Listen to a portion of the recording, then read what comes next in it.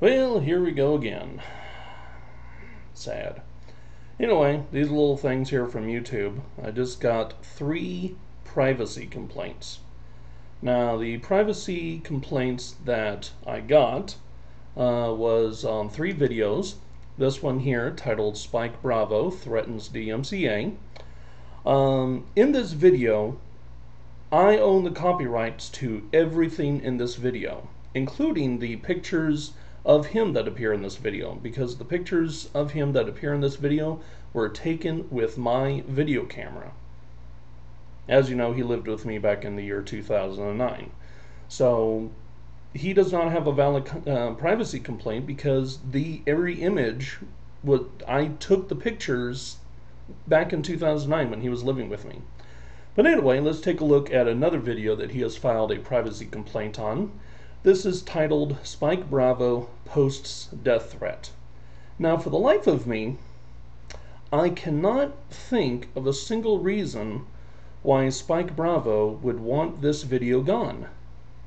I really have no clue.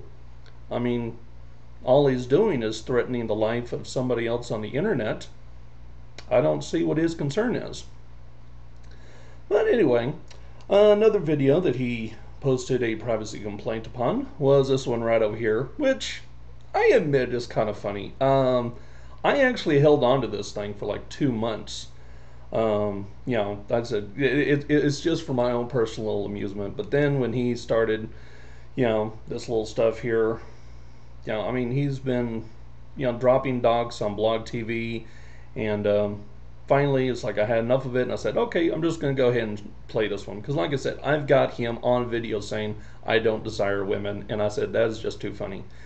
But nevertheless, the Blog TV rules terms of service do allow for derivative works of content uploaded to their site, so he does not have a privacy complaint.